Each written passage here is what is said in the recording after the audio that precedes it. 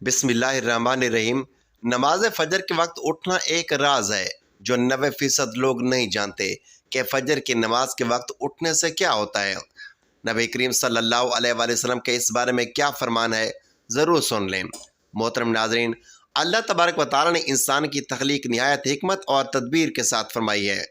زندگی گزارنے کے جو اصول اور ضوابط اللہ رب العزت نے قرآن مجید اور نبی کریم صلی اللہ علیہ وآلہ وسلم کی سنت کے ذریعے ہمیں سکھائے ہیں، وہ انسان کے جسمانی، روحانی اور معاشرتی بھلائی کے ضامن ہیں۔ انہی اصولوں میں ایک اہم معاملہ نماز فجر کے بعد کے اوقات کا ہے۔ رسول اکرم صلی اللہ علیہ وآلہ وسلم نے ارشاد فرمایا، اے اللہ میری امت کے لیے اس کے صبح کے وقت میں برکت عطا فرما۔ ابو داؤد حدیث نمبر 2606۔ اس حدیث سے پتہ چلتا ہے کہ صبح کا وقت رزق اور برکت کا وقت ہے، اس لیے اسے نفع بخش کاموں مثلا عبادت، مطالعہ یا روزی کمانے کے لیے استعمال کرنا چاہیے۔ سوال یہ پیدا ہوتا ہے کہ کیا نماز فجر کے بعد سونا درست ہے یا نہیں؟ آئیے قرآن و سنت کی روشنی میں اس سوال کا جواب تلاش کرتے ہیں۔ اسلام کے نزدیک عبادت کا مفہوم نہایت وسیع ہے۔ اسلام کا مطالبہ ہے کہ انسان کی پوری زندگی عبادت سے عبارت ہو، وہ اس طرح زندگی بسر کرے کہ اس کا ہر کام عبادت میں شمار ہو، اور اس کا واحد طریقہ یہی ہے کہ وہ اللہ تبارک و تعالیٰ کے بتائے ہوئے طریقے کے مطابق زندگی گزارے، ہر بات میں حکم الہی کو پیش نظر رکھے۔ اسلام اس بڑی عبادت کے لیے انسان کو جن ذرائع سے تیار اور اس کی تربیت کرتا ہے۔ دراصل انہیں عبادت کہا جاتا ہے، لیکن دراصل یہ تعمیراتی عبادت ہے۔ انہیں ارکان اسلام بھی کہا جاتا ہے۔ اسی وجہ سے کہا جاتا ہے کہ اسلام کی عمارت انہی ستونوں پر قائم ہے۔ ارکان اسلام میں نماز سر فہرست اور پہلے نمبر پر ہے۔ ان تمام عبادات میں نماز کو جو اہمیت اور فضیلت حاصل ہے، وہ کسی بھی صاحب ایمان اہل نظر سے پوشیدہ نہیں ہے۔ نماز کی اہمیت کا اندازہ اس بات سے لگائیں کہ قرآن کریم کے ہر پیغام میں صلاۃ یعنی نماز کا لفظ حرف جلی میں موجود ہے۔ ایمان کے بعد سب سے اہم رکن جس کا مطالبہ اہل اسلام سے کیا گیا ہے، وہ نماز ہی ہے۔ نماز مسلمانوں کی دینی پہچان اور امتیازی نشان ہے۔ یہی وجہ کہ قرآن و حدیث میں اس کی ادائیگی پر بہت زیادہ زور اور ترک پر وعید موجود ہے۔ فرمان نبی صلی اللہ علیہ وآلہ وسلم ہے کہ نماز کی دین میں وہی اہمیت ہے جو انسانی جسم میں سر کی ہے۔ مومن اور کافر کے درمیان امتیاز کرنے والی چیز نماز ہے، لہذا جس نے اسے چھوڑا اس نے کفر کیا۔ اس وعید سے اندازہ لگایا جا سکتا ہے کہ اسلام میں نماز کی اہمیت کیا ہے۔ جو چیز جس قدر اہم اور ضروری ہوتی ہے، اس کی بجاوری پر اجر و ثواب بھی اس قدر زیادہ ملتا ہے۔ چنانچہ نماز کا ثواب بھی اس قدر ہے کہ انسان اس کا تصور بھی نہیں کر سکتا۔ لیکن 5 وقتہ نمازوں میں فجر کی نماز کی اہمیت اور فضیلت سب سے زیادہ نمایاں ہے، اور اس کی ادائیگی پر اجر و ثواب بھی دیگر چاروں نمازوں سے زیادہ ہے۔ اس کی وجہ یہ ہے کہ فجر کے وقت دنیا نیند کی آغوش میں محو استراحت ہوتی ہے اور خواب خرگوش کے مزے لے رہی ہوتی ہے۔ لوگوں پر غفلت اور سستی کی چادر تنی ہوتی ہے۔ ایسے میں نرم و گرم آرام دہ بستر کو چھوڑ کر اللہ تبارک و تعالیٰ کی عطا و محبت میں بارگاہ الہی میں سجدہ ریز ہونا بڑا پرمشقت اور نفس کو زیر کرنے جیسا مشکل کام ہے۔ اللہ تبارک و تعالیٰ کی سنت یہ ہے کہ بندے کو جس نیکی کے کرنے میں مشقت زیادہ ہو اور نفس و شیطان سے لڑائی لڑنی پڑے، اللہ اس پر زیادہ اجر و ثواب عطا کرتا ہے، چاہے وہ نیکی کتنی چھوٹی کیوں نہ ہو۔ کبھی آپ کے ذہن میں سوال آیا ہے کہ اللہ نے ہمیں فجر کے وقت جاگنے کا حکم کیوں دیا ہے؟ کیا فجر کا وقت صرف نماز پڑھنے کا وقت ہوتا ہے، یا اس وقت کے پیچھے ایک راز پوشیدہ ہے؟ وہ راز کیا ہے؟ اس راز کو جاننے کے لیے ضروری ہے کہ ہم پہلے نماز کے بارے میں جانیں، جو ہم پر دن میں 5 مرتبہ فرض کی گئی ہے۔ اور یہ 5 نمازیں کس طرح فرض ہوئیں، اس کے پیچھے بھی ایک شاندار وجہ ہے، جس کا مظاہرہ سفر معراج میں اس وقت ہوا جب حضرت محمد صلی اللہ علیہ وآلہ وسلم اللہ سے ملاقات کے لیے وقت کے انتہائی مختصر حصے میں 7ویں آسمان سے بھی آگے تشریف لے گئے تھے۔ اس رات اللہ تبارک و تعالیٰ نے ایک خاص پس منظر میں اپنے حبیب حضرت محمد صلی اللہ علیہ وآلہ وسلم کو آسمان پر بلایا اور اپنے خصوصی انعامات سے نوازا۔ اس مبارک سفر میں اللہ تعالیٰ نے اپنے قرب خاص سے نوازا، انبیاء کرام سے ملاقاتیں کروائیں، جنت اور جہنم کا مشاہدہ کروایا گیا، اور نیکیوں کے اجر و ثواب اور برائیوں کے انجام و عذاب کا نظارہ کروایا۔ اس عظیم سفر میں بہت سے انعامات سے نوازا کیا، جن میں ایک خاص انعام امت کے لیے نماز کا تحفہ بھی ہے، اور قیامت تک کے لیے انسانوں کو اپنے معبود اور خالق سے قریب تر کرنے کا عظیم تحفہ اور ایک عبادت ہے، یعنی نماز۔ یہ نماز اس سفر میں ہی عطا کی گئی۔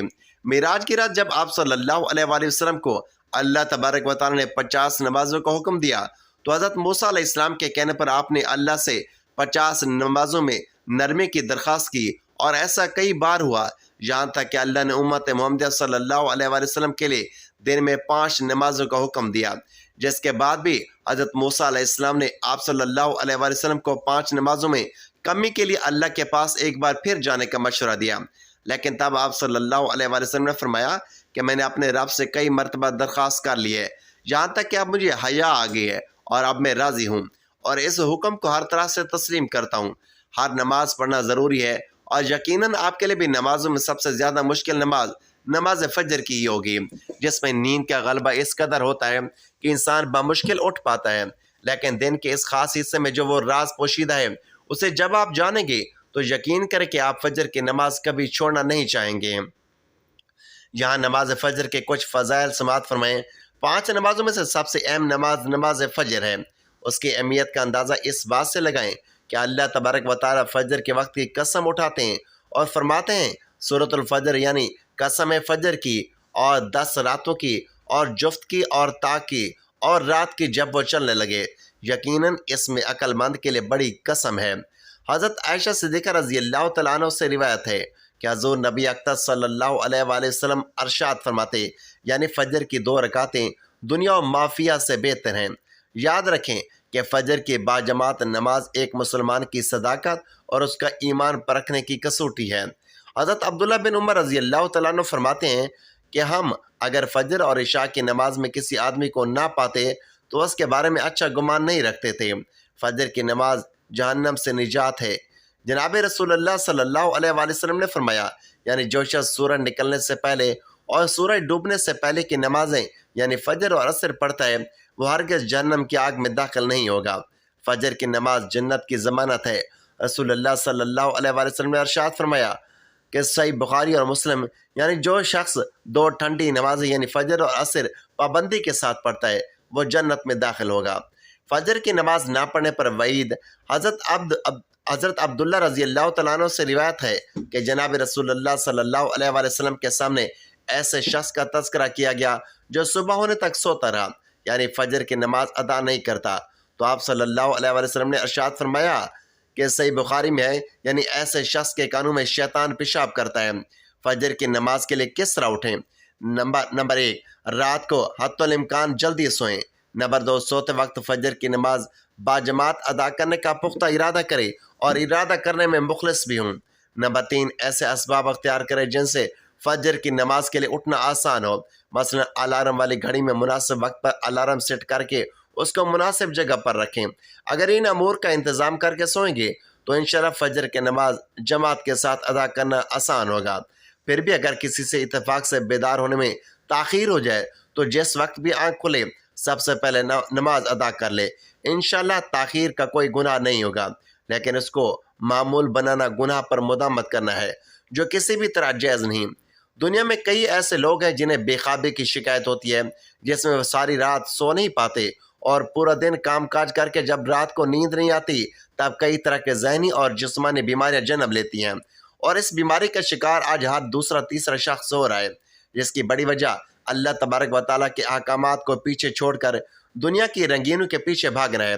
ساری رات جاگنے کے بعد فجر کے قریب کچھ دیر نیند آ جاتی ہے، لیکن وہ نیند جسم کو پرسکون نہیں رکھتی، جس کی وجہ سے اکثر لوگ جاگتے اور ہر قسم کی دوائیوں کے استعمال کے باوجود جب سو نہیں پاتے تو وہ اللہ سے یہ سوال ضرور کرتے ہوں گے کہ اے اللہ مجھے نیند کیوں نہیں آتی، آخر کیا وجہ ہے؟ بہت کم لوگ ہوتے ہیں جو اس کیفیت میں اپنے اندر پیدا ہونے والی اس آواز کو سن پاتے ہیں جس میں ان سے کہا جاتا ہے کہ بستر سے نکلو، نماز پڑھو، اللہ کا ذکر کرو، اور یقین کریں جو لوگ اس آواز کو سن پاتے ہیں اور اس پر عمل کرتے ہیں انہیں تا حیات کبھی بھی بے خوابی کی شکایت نہیں ہوگی۔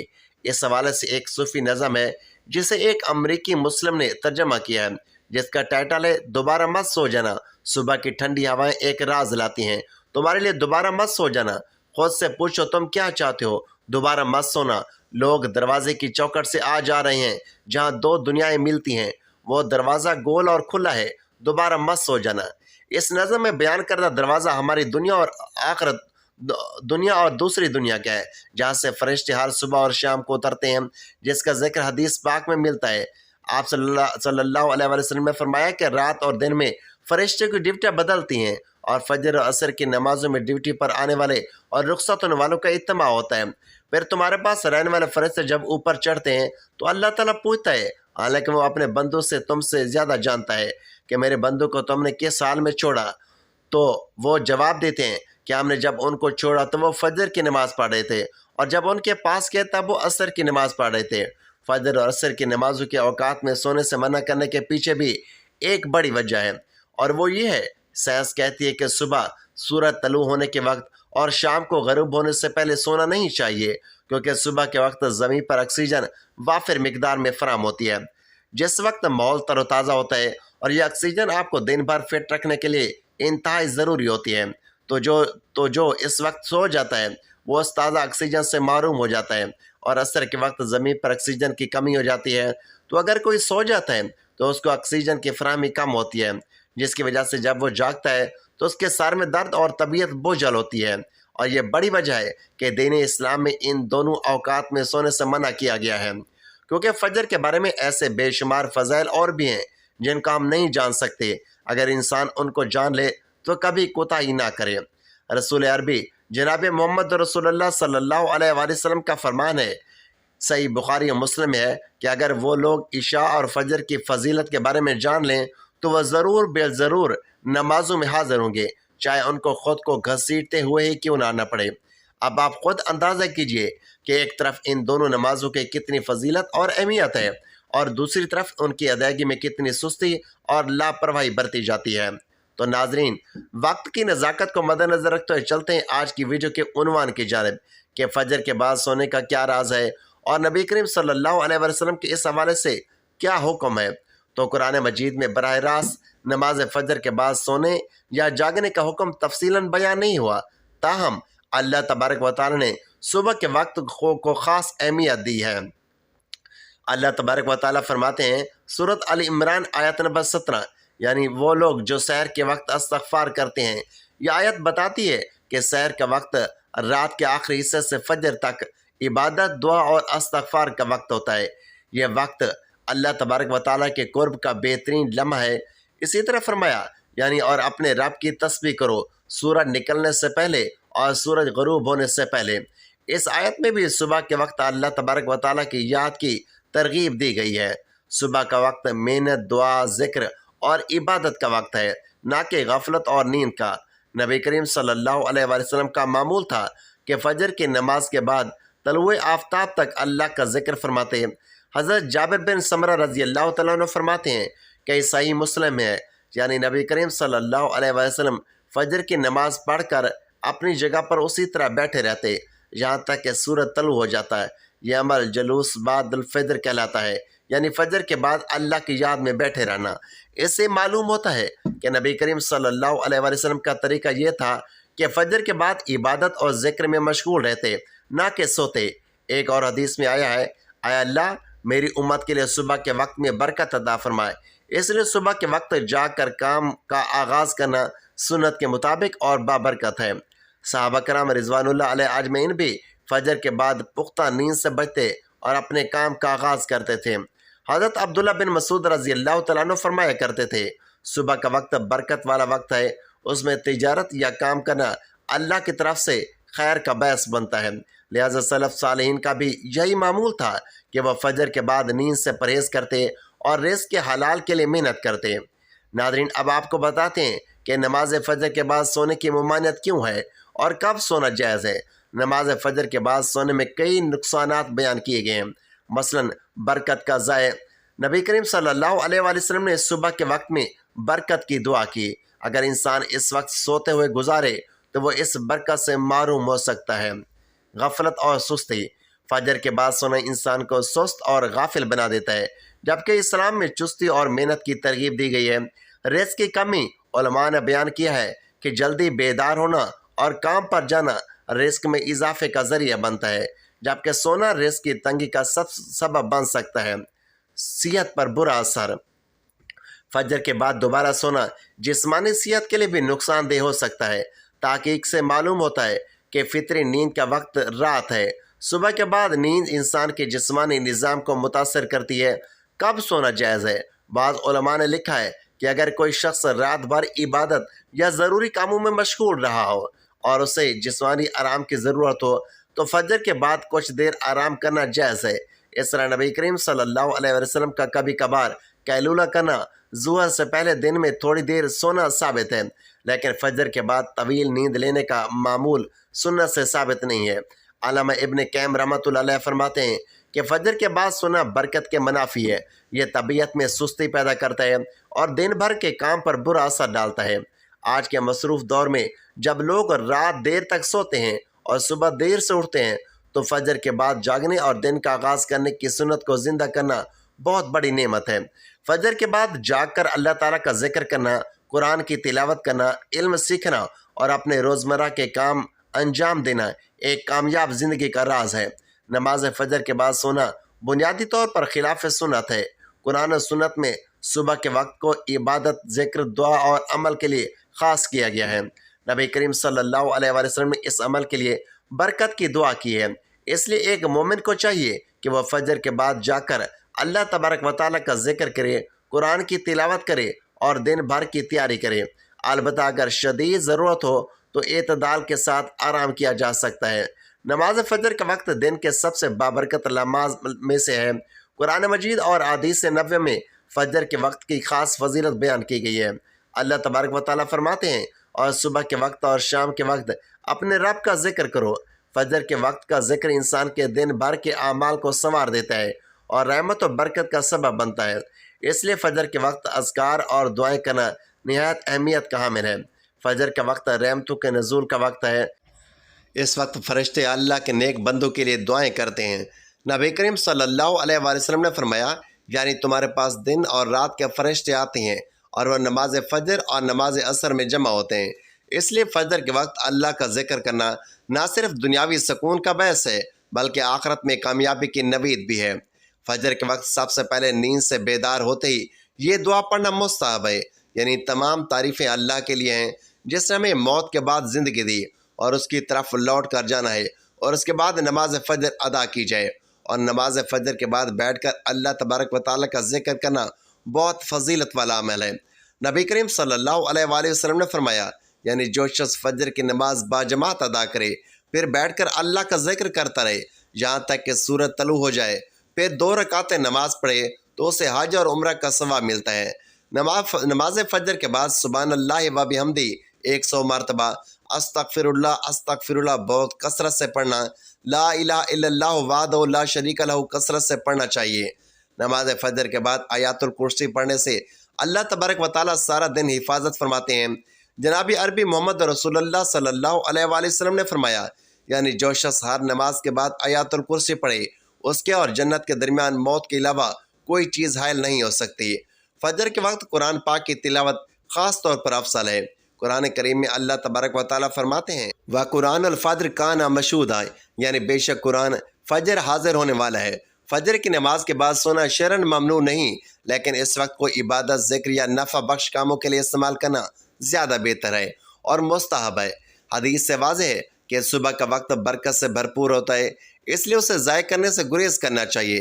اگر نیند کی شدید ضرورت ہو تو سونا جائز ہے، لیکن اسے معمول بنانے سے بچنا افضل ہے۔